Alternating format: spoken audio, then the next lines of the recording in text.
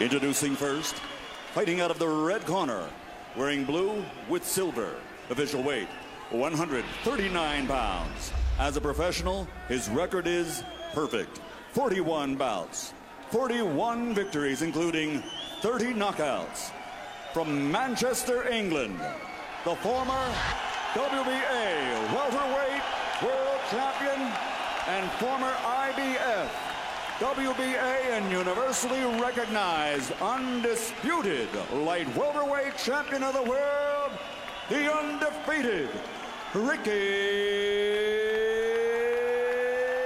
Hitman Hatton.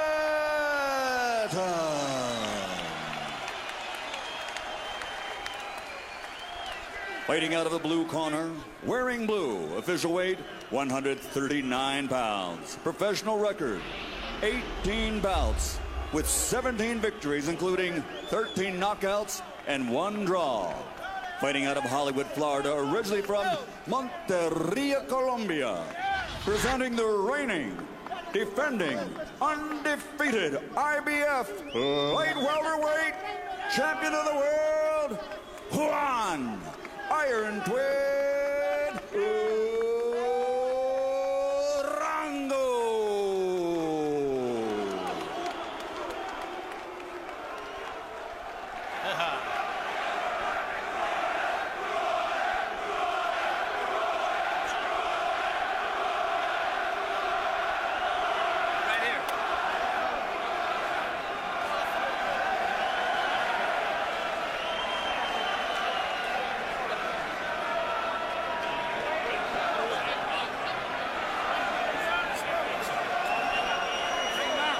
Let's go now. Let's go. Okay, gentlemen, caballeros, you already received your instructions. Ustedes recibió instrucciones. Okay, right here is good. Anything that's going to be below. Here, aquí está bien, aquí no. Right here is good. Anything that's going to be low. Aquí está bien, aquí no. I want a good, clean fight. Yo quiero una pelea limpia. Obey my commands at all times. Above all, protect yourselves at all times. Escúchame, cuídate. Listo? Ready? Let's go. Vámonos. Fighting an aggressive fighter like Urango. Hatton says he will not always fight fire with fire in this fight. There is a rumor that he may have some boxing skills. Hatton starts fast as always. Yeah, but he does have some boxing skills. I think he shows that. It shows that in a couple of fights. And that's the one reason that I like him a lot better than a lot of anxiety-type young fighters. He still boxes very well. As they broke apart from the opening clinch, Urango ripped Hatton's cheek with a right hook. But Ricky Hatton can take a shot. That's one of the things that makes him so special. One of the greatest coincidences in the sport, Larry Merchant. If Hatton wins tonight, he gets his record to 42-0. Great Britain's other tremendously dominant champion, Joe Calzaghe of Wales, at 168 pounds, is 42-0. You know, I notice it's I'm looking at the size of the gloves, and it's really obvious right away the gloves that Ricky Hatton has on look so big. And I was aware of the fact that he's wearing 10-ounce gloves. For the very first time. Yes, and normally these are the gloves that fighters like Mike Tyson and Lennox Lewis have normally fought in, but now Nevada has a rule, I think, for anyone over 135 pounds has to wear the same gloves which guys like Lennox Lewis, which is about 100 pounds bigger. And here you see Hatton. Hatton standing outside not fighting fire with fire. Hands free, mono sleepers. So, Larry, the point is made already. If Hatton wants to, he can go into a stance and begin to use his jab and box, and already he's showing that he intends to do it tonight. Urango, even though he's physically looking like a very strong muscle guy, he's really not that busy. He's waiting to counterpunch. And, you know, Hatton throws so many punches, it's going to be very difficult for him to just counterpunch Hatton's punches because they come in volumes. In addition to his footwork, Ricky's moving in and out, a lot more body movement as well as foot movement. And now to solidify the other story you introduced, Emmanuel, Nevada, the only place which has instituted this safety measure requiring all fighters down to 135 to wear 10-ounce gloves. Do you think it truly makes fighters safer? I can't say, but I mean, we have to start somewhere. And they had so many deaths, particularly in Nevada in the last year, more than probably any other major state, but they have so many fights here that they're just trying to find something that they can use as a gauge to see if it works out for safety. Personally, myself, I would say no. I would say with 8-ounce gloves for smaller guys. I think it makes for a better fight. It is a violent sport. Maybe sometimes a better fight is a more dangerous fight, but people who install power lines or clean windows on the top of tall buildings or work in coal mines know that they're exposing themselves to danger as well. Pro football players have very difficult after lives. Boxing isn't alone. Hatton consistently beat Urango to the punch in that round.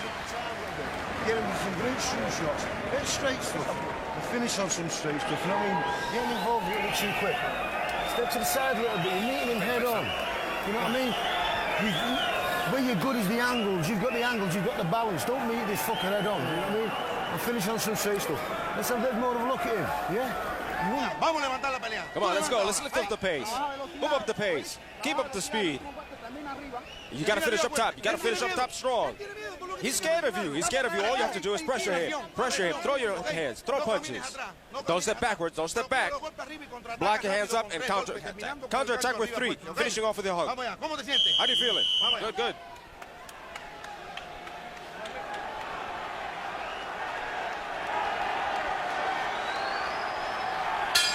Box numbers underline Larry's point that Hatton consistently beat Urango to the punch. 21 out of 85 for Hatton, 10 out of 49 for Urango. Urango came out and fought at a pace as though he's fighting against a normal guy. Hatton is no normal guy. Yeah, and I think the fact that Ricky is going to make him fight at a faster pace than he normally likes to fight at is going to be a big factor going down the stretch. In particular, Ricky's having good success with his right hand through the center, as well as his left uppercut between the gloves. Because on record, if Urango thinks that Hatton's going to run out of gas because of the fast pace, he's probably got another thing coming. Yeah, and that's just the one thing. A lot of guys that fight, intense fighters like Ricky, they're only good for 4 or 5 rounds. Ricky Hatton is one of the few fighters that can fight the whole 12 rounds with intensity. Well, we're used to see him imposing his strength by consistent pressure on his opponents. He has opted at this point in the fight not to do that. Yeah, he's faster on his feet than Urango, which is very interesting. Urango is much, much slower. Incidentally, in the last fight, I introduced the concept of headbutts, and though we came close, it never really happened. But here you've got a southpaw come-forward fighter against a conventional come-forward fighter, and if ever there was a formula for headbutts, this is it.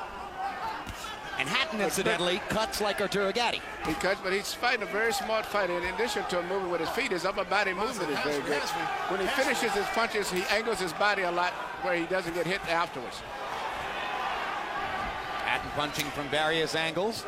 Still faster than Urango midway through the second round.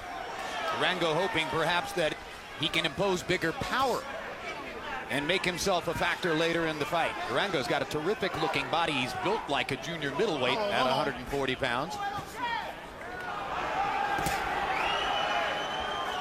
Claims he doesn't lift weights at all, but the width of that back and the depth of his pectorals sure makes him look that way. But the fact all of those muscles is what to me is seemingly slowing him down. Ricky is naturally strong, loose, flexible, and is much more fluid with his punches and his movement. Urango's going to have to step up the pace a little bit, unless he considers himself a devastating one-punch knockout guy, because he's falling further behind on points. And the foot movement that Hatton is showing here far superior to what seemed to be the case against Luis Collazo in Boston last year when he was fighting 7 pounds north at 147. The layman says, how can it make that much difference, Emmanuel? It makes a big difference. I mean, everybody's body's cut off at a certain point where you can lose weight at a certain point, and if you go beyond that, you're not effective. In the same way, when you're fighting those middleweights, is really what those guys at 147 are. They're coming for 160 normally. But it's a normal 160. Yeah, by and large, through the first 2 rounds, Hatton landing 2 to every 1 that Urango lands.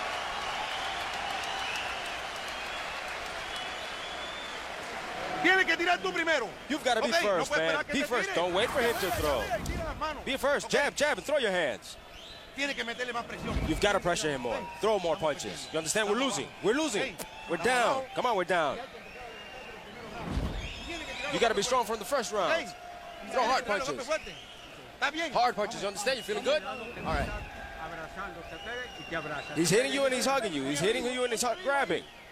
But come on, lively, lively. Give me one. I'm sticking with a screw shot that we did in the gym last week. The work for this kid. He's strong now. He'll get weaker as the fight goes on, but not if you're using too much energy. It's nothing wrong with fucking stealing a rest, you know what I'm saying? CompuBox numbers continue to make the point we're talking about. In that round, Urango 11 of 49, Hatton 26 out of 62. It's not very hard for a judge to score a round like that.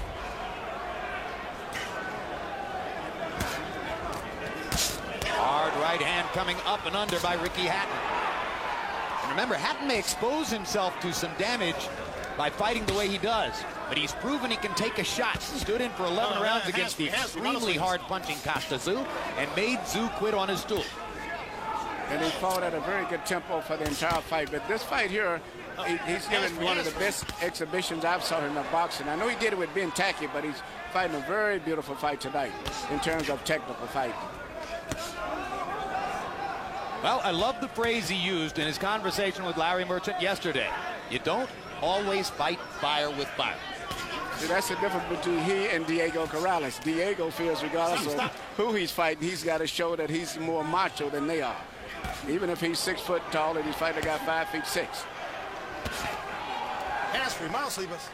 Hatton mixing body punches in with consistent flow upstairs. Urango seeming to look to land one big shot and simply getting swamped in the punch-output department for right now. Now there's a nice little right hook inside by Juan Urango.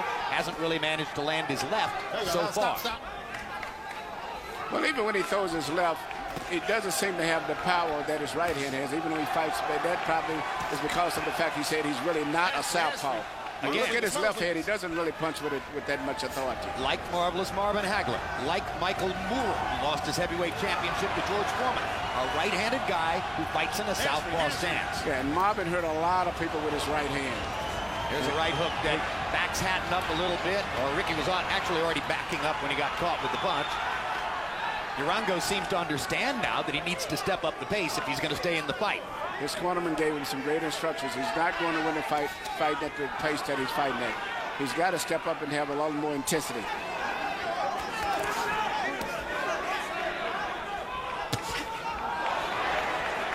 at Hatton ducking and slipping after landing to the body. This is high-quality stuff Ricky Hatton has shown you in the first 3 rounds. Yeah, after he lands punches, he angles himself and twists off where he doesn't go straight back, and he gets away from getting hit with tail-end punches.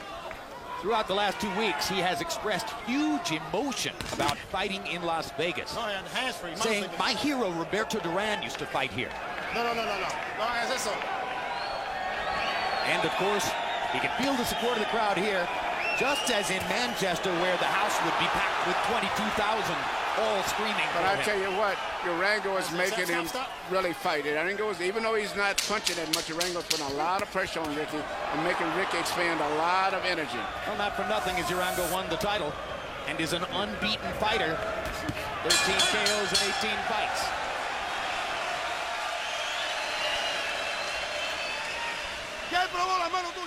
He tasted your power. He tasted your power already. You got it? Press him. Press him. He doesn't like it. He knows you've got a hard hand. Come on. Go in with 3 punches. Combination. You got to throw more. Throw more. In and out. In and out. Throw. Here you see Urango coming back with a... Rest. We've got to drain this kid. We've got to drain him. You understand? You're a little bit cute. You feel okay? Right here you see Ricky Hatton throw a right hand, perfectly timed, right between the gap of the gloves, and it caught Urango. And in fact, he's been very effective punching between the gloves tonight, all night long on Urango. And right here you see Urango come right back with a beautiful right punch, and that is the type of a punch that Ricky has to watch out for. The tail-end punches that he gets hit with sometimes. It might help Hatton tonight that the last outing was also against the southpaw, Luis Collazo, and Collazo tattooed him a lot with good right hooks. Harold Letterman, how do you have it scored through 3? Jim, 3-0, 30-27. Ricky Hatton. He's outworking him, Jim. He's landing him more shots, and he's winning the fight, even though I think he's going the wrong direction, going to his right all night. But, you know, Jim, I got to comment on something you said in the first round. Those boxing gloves, that glove is almost up to Ricky Hatton's elbow. I've never seen a glove that high on a fighter since Roy Jones boxed John Ruiz and had to use those 10-ounce grants, which were the same thing. But anyway, 3-0, 30-27, Hatton. Hatton's trainer, Billy Graham, told Harold Letterman that the size of the glove makes it harder for Ricky to get his punches into the spaces where normally he would be able to fit an 8-ounce glove in. Fascinating. You don't think it could make that big a difference, but Graham said he just can't land the same kinds of shots because sometimes he can't find the gap as well. With the clean shots he's landing, how much more damage would he have done with 8-ounce gloves? Hands-free, hands-free, Carlos Ligas. This fight might have been over already. What do you think, Emmanuel? Is Larry right about that? Ricky's not a devastating one-punch puncher anyway. He's a balanced-out fighter. But I think that it would have been a more exciting fight. I do think he would have landed much more cleaner and punches and had a lot more effect. Right now, the gloves, I think, are being handicapped to him, as far as I can see. Of course, what's good for the goose is good for the gander. Urango isn't accustomed to fighting with 10-ounce gloves either. It's true of both fighters here tonight. But Urango's a kind of a slower, methodical type fight anyway, where Ricky is a more faster, explosive type speed puncher, and I think it would affect him a lot more so than a guy like Urango, which is more of a physical type guy, a plotter, so to say. When we have seen Hatton in recent years in his fights, it's though he's been all substance and no style. Here tonight, he's showing us some style. It's along with the substance. Yeah, but Urango is making him still punch a lot more, whereas Urango is moving forward, pressuring him. Whereas Casazu, was the example, was just opposite. He backed back and Ricky set the tempo. So even though he's winning it, it's a little pressure that's being put on him to make him punch a lot more than he likes to. Hatton did a nice job of blocking Urango's body shot with his left elbow. He's thought of mostly as an offensive fighter, but he's not without defensive skills.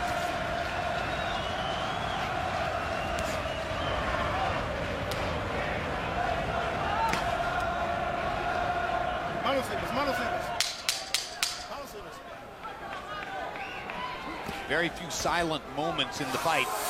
When Ricky Hatton is fighting, you can hear the almost constant roar that's put up by British fans here, but that round ends relatively silently, and Urango holds up his fists as if to say, now I'm beginning to take over, and instantly the crowd boos him. Because you're not doing it. You of all people, don't go fucking honest on that. You can step to the side and just get a pit of the stomach. You've got to conserve some energy for this kid. He's just sat and walk. He's just, you're going to fucking have to. You're not making the effort to do it. Get round him where he can't do anything. You've just got to nullify his work. He's just going to just on the other side and just going to keep walking and walking you down. He's going to take a bit of shifting. So, when he comes, pop him a couple of times, then come around there. Try and get there. And if you can't get him, at least he can't do anything to you. Come on, we're down. We're down, but we're going to win. We're going to win, Dad. Come on. When Urango lifted his arms at the end of that round, the Brits started chanting, "Uria, Uria, Uria." Manchesterese for "Who are you? Who are you?"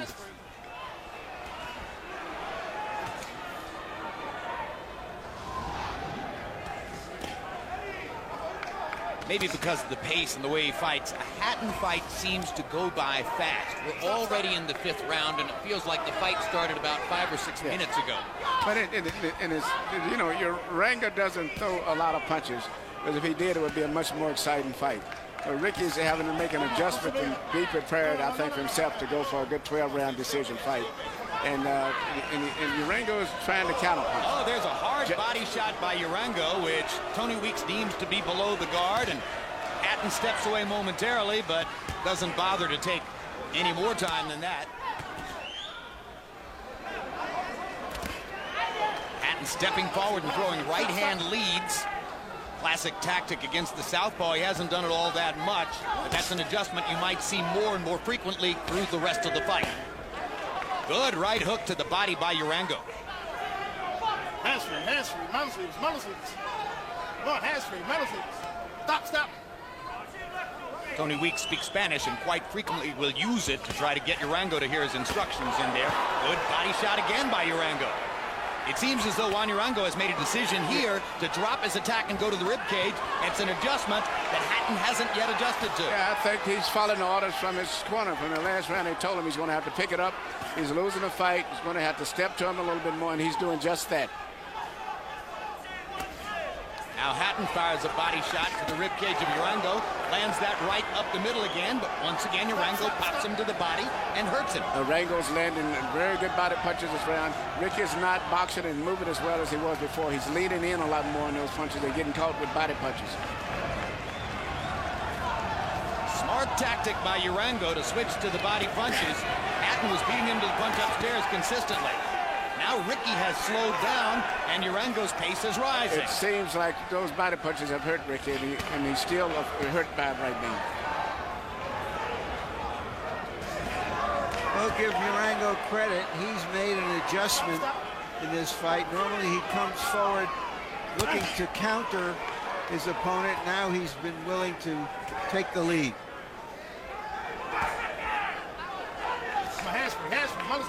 A lot of fighters find it extremely difficult to land left hooks against a southpaw, but Hatton's so quick, he's been able to get in his left hook upstairs against Urango.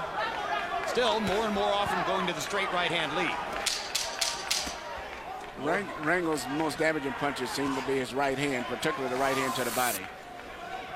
Now, during this round, we've been watching Jose Luis Castillo, who got a narrow escape, split decision in the first fight against Herman Ngujo, and has a possible date with Hatton later this year. We already told you what a big fan of the sport Castillo is, but there's a lot more to this than being a fan. He's got money on the table, he is rooting for the guy in the light blue trunks, and he is watching intently. Round coming up, guys. Thank you. Manager Fernando Beltran standing right behind, counting the money. He's not won a round. Do you understand? You're okay. I think he's going to take a lot of shifting. Get right and stick him with straight shots. Get to the side, stick him with straight shots, and stick him with screw shots. Don't let him hold on. Push him off. Push him off. Push him off. This fight is ours. Push him out with your body. Come on. Work him, buddy. Work his body. Work his body. There was a sea change in CompuBox numbers in the 5th round. Suddenly, Urango landing 23 out of 52 power shots, and Hatton only 13 out of 41. The simple adjustment of dropping his attack from upstairs to the body paid huge dividends for Juan Urango. And Castillo, watching in his dressing room, may be saying, hey, the body is where it's at, baby. That's where you're supposed to fight. And I see a little concern in Ricky Hatton's corner a little bit. I think for the first time, after feeling the strength and power of Urango, he has a little bit more respect for Urango. And now this time, it's Urango who gets a chance to rest after what Tony Weeks deemed to be a low shot from Hatton. Tony Weeks telling Urango, you've got 5 minutes if you want him, and Urango looks as though he's going to take a good long time to come back from this one. Now he's ready.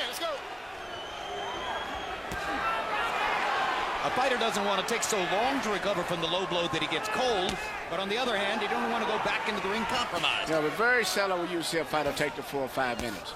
I think a lot of them because of the pride and the fact that they really just want to get back to the fight after that. Because when you have a protection cup on, usually it's very seldom to get really that seriously hurt. That's why they have the rule that you can't run a fight by a low blow, so to say, unless you just had a series of them. And they just stopped the fight from it, but not one single low blow. Now, after what happened in the last round, it appears that Hatton is coming back in this round to say, okay, you want to go to the body? I'll show you going to the body. I can match you body shot for body shot. Hatton upstairs with the right hand. Pace of the fight change. Another body shot from Hatton right in the middle of Urango's belly.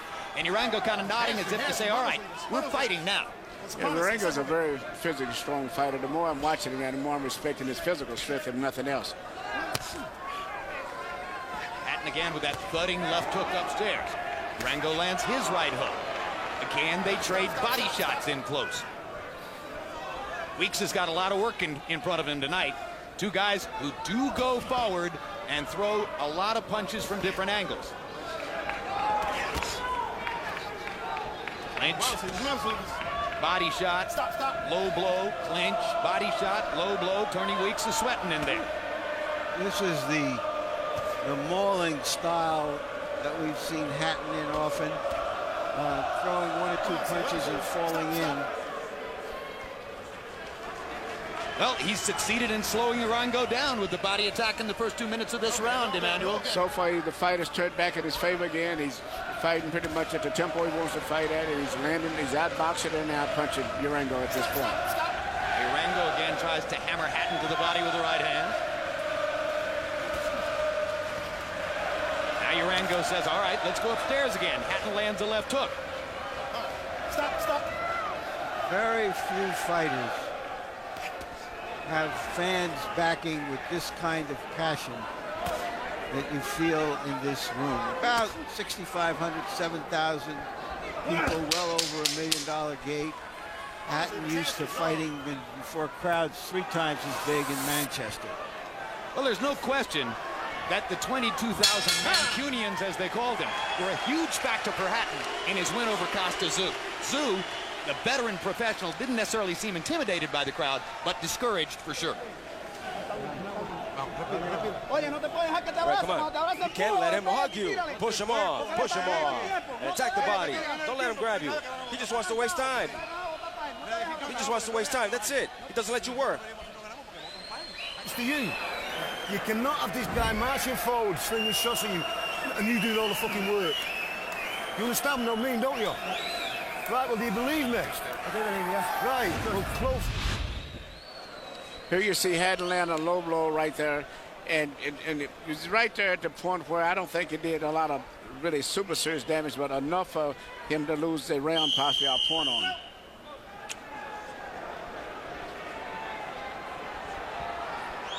That particular shot by Urango right on the belt, of course, was on the opposite side of Tony Weeks, who's working as hard as he can, but can't possibly see everything. No, he couldn't see it. I've made a mistake on that. I don't think he was, maybe lost round. He just got a caution from the referee for the blow. Hatton's 28 total connects in that round, his highest number for the fight, and after Urango had doubled him in power shots the round before, Hatton turned around and tripled Urango in that round. So, Harold, how do you have it through 6? Okay, Jim, 59, 55, 5 rounds to 1, Ricky Hatton. You know, Jim, after a great 5th round, Juan Urango just didn't fight the 6th round. I can't understand it. I mean, I thought he had him figured out. He goes back and didn't do a damn thing in round 6. But, Ricky Hatton really impresses me. I'm sure he's impressing the judges. He's got a hell of a variety.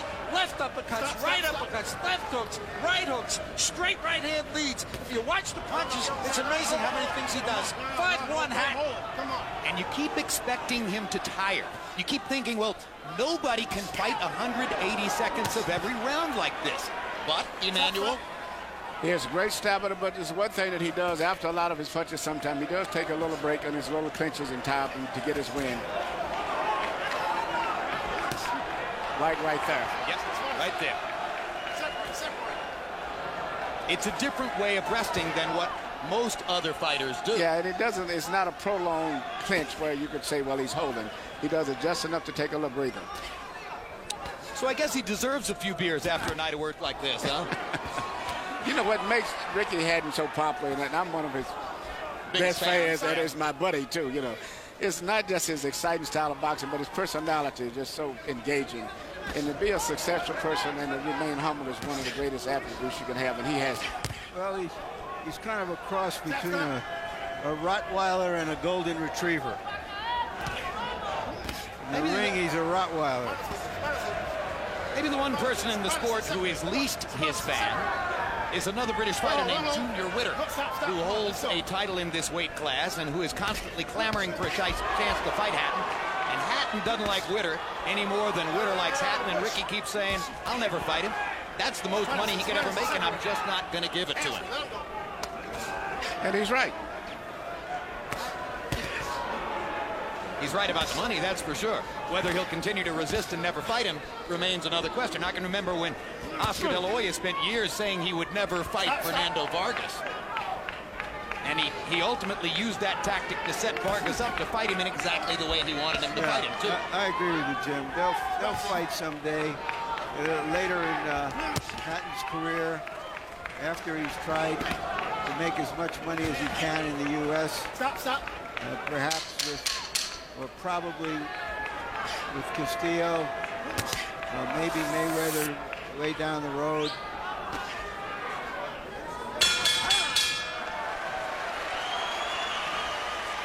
Urango takes the chance of raising his gloves again, and again the crowd immediately jumps on him for it. Mosley Collazo, that's an interesting matchup. Remember, Collazo's the guy who gave Hatton so much trouble last year in Boston. Vivian Harris trying to come back.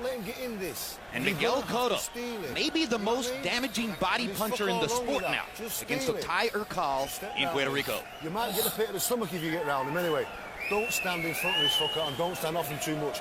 Pop him. Left upper hand. Right here. Left, the upper hand. Throw. He's winning time. He's moving around. That's for his benefit, but we've got 4 rounds. We've got to take this time.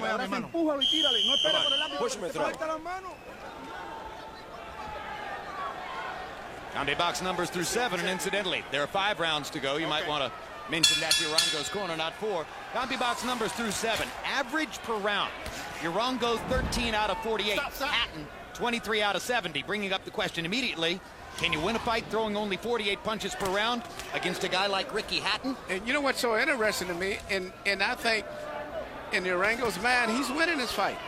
And everybody in his corner is telling him one thing, but I think he himself is convinced that he's winning this fight. And if he keeps that mindset and doesn't pick up his pace, he's going to be very shocked at the decision. Very interesting. You'll recall in the preceding fight, Jose Luis Castillo told the guys in his corner, what are you talking about? I'm not losing this fight. I'm not having trouble. Shortly after that, the most veteran judge of the group, Chuck Jampa, gave the last 3 rounds of the fight to Ngojo. There's a big right hand upstairs by Juan Urango. You know, I always wondered if Urango used his right jab, how effective he could be, because he is right-handed, and he just doesn't use his right jab, which is the difference between guys like him and Marvelous Marvin Hatton. I always wonder about any fighter who doesn't liberally use his jab. George Foreman's greatest line, I always thought, as our expert commentator back in his years of sitting in your chair, Emmanuel, was, this sport is easy if you have a jab. George Foreman knocked out a lot of people by setting them up with a jab like he did Michael Moore, and they never saw the right hand. Well, it's probably truer in the heavyweight division, but we could always tell when Lennox Lewis's great nights were coming. That was when he threw more than 30 jabs per round. If he didn't, he was vulnerable. I don't care which fighter if I'm working with, I believe in the left jab, always. I think that's the most important key punch in boxing. Or in Urango's case, the right jab. The right jab in this case. Everybody talks about the new Colombian middleweight, Edison Miranda, and his monster right hand. But his left jab eats up the ring. It looks almost like Lennox Lewis in there. You never see the right hand because you become so preoccupied with the left jab.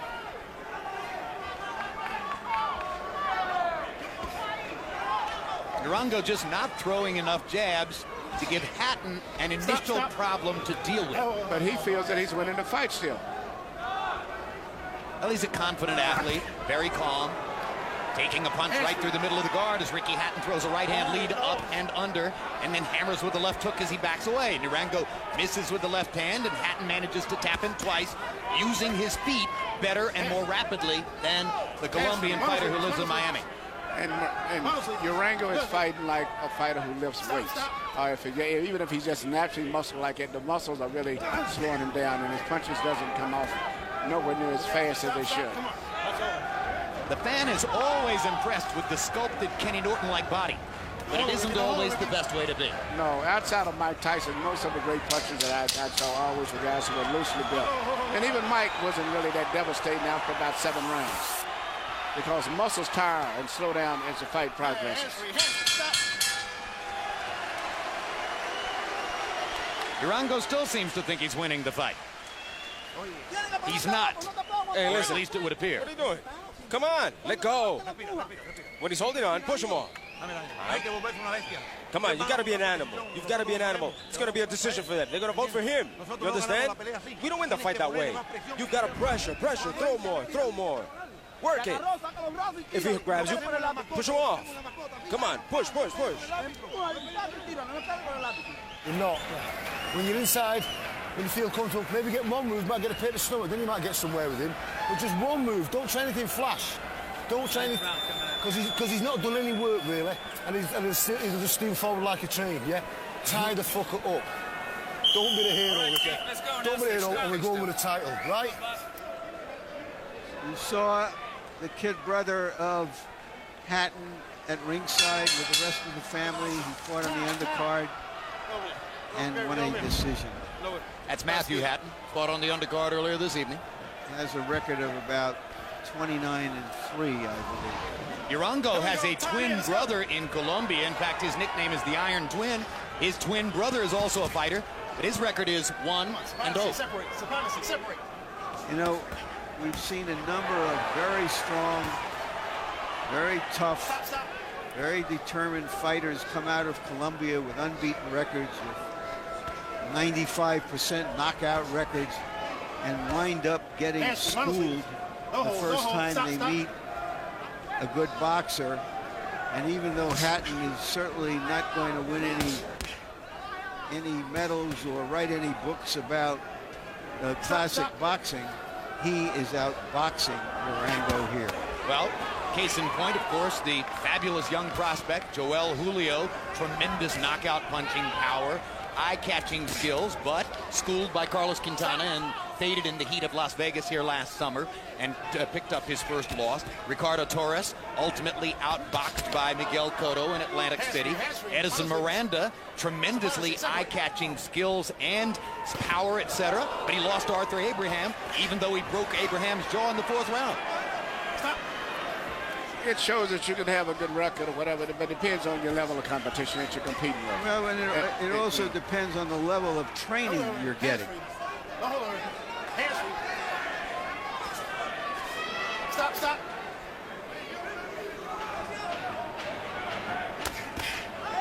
Hard right hand by Urango. But generally for Juan Urango, through the middle portion of the fight, it's been one punch at a time. Since that round, in which he put together a lot of body punches, clearly won the round, gave Hatton trouble, Hatton has continued to be able to flow and put his punches together in combination and swamp Urango in total output, which is very eye-catching to the judges.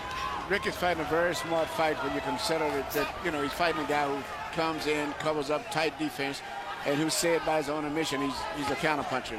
So Ricky's got to fight a very smart fight, and I think he's doing a good job mixing up the boxing, moving away, clinching, doing whatever's necessary to try to win the championship. We've been amazed over the years at how accurately CompuBox can predict who's going to win a fight based on numerical formulas. Hatton said that he had distractions prior to fighting Collazo in Boston that made it difficult for him to put forth his best performance. Fighting at 147, last May, he averaged 62 punches thrown per round. Tonight, back at 140 pounds, throwing 69 punches per round. It's only a 7-punch difference, but round by round by round, it adds up.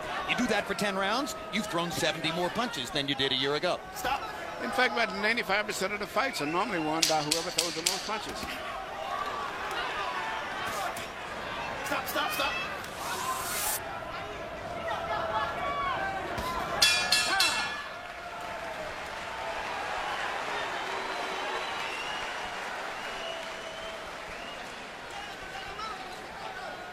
His head, plenty. Get more. Go in. I want more.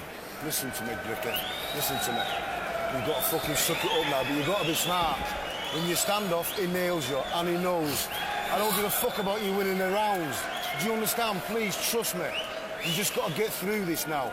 You know what I mean? There's Matthew Hatton, a winner on the undercard early this evening. It's got to be tough on your ego to be number 2 in the family when number 1 is somebody with the glamour of Brother Ricky. You're winning. You're in miles in front. Don't throw it away. You can lose this now if you don't keep it together. Don't stay away, because you're staying here when you're pulling back. We're ready. You're ready to go. 3, 4 punches. Come on, let's go. Be continuous. Come on, throw punches. Don't let him recuperate.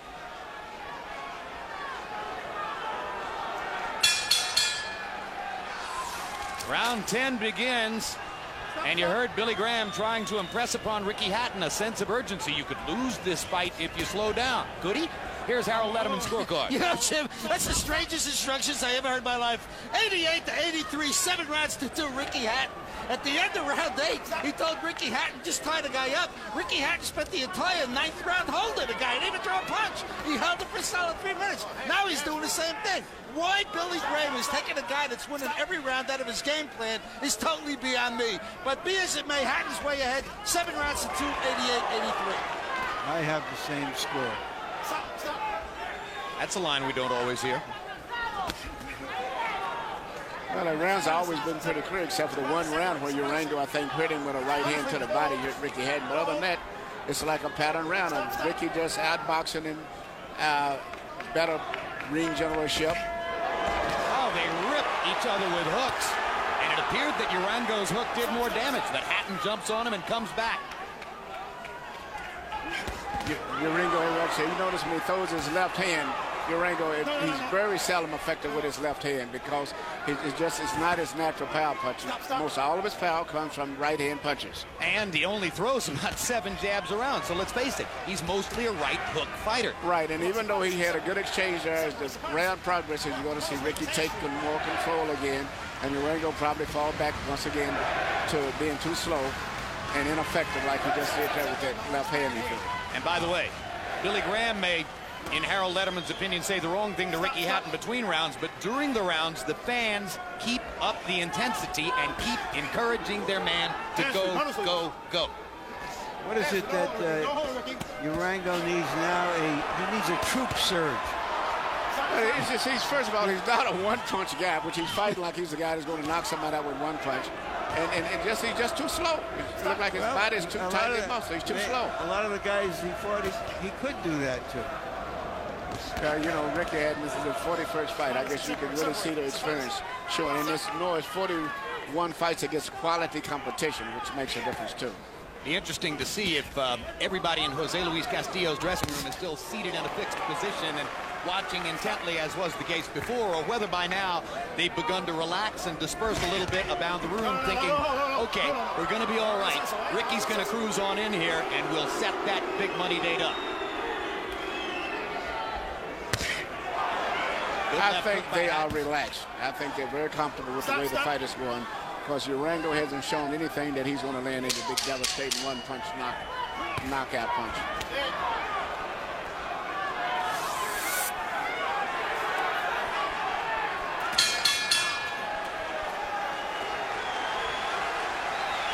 Urango is about a 6-1 underdog, and he's fighting like it.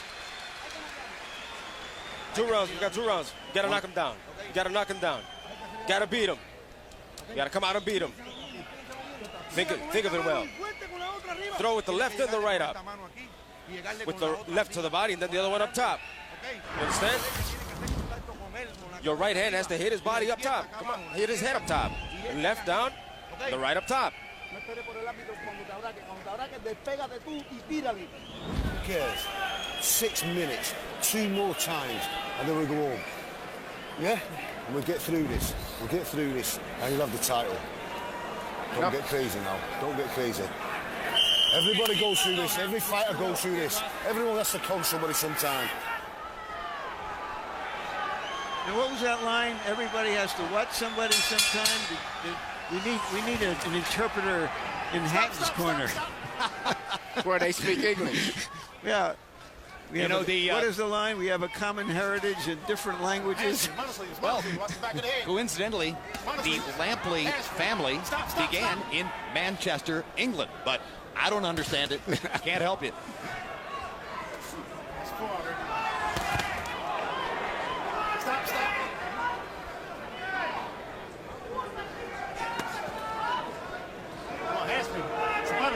Separate. Oh, We're in the 11th of a scheduled 12 rounds. And at no point has Juan Urango stepped up the pace in such a way as to really change the tempo of the fight.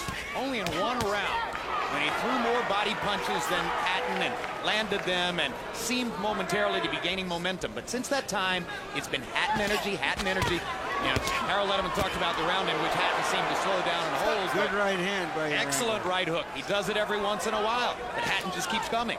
And the reason that he's not doing any better is two things. One, in his own mind, I think he doesn't realize that he needs to step up the pace, and he doesn't have any urgency because he feels he's winning.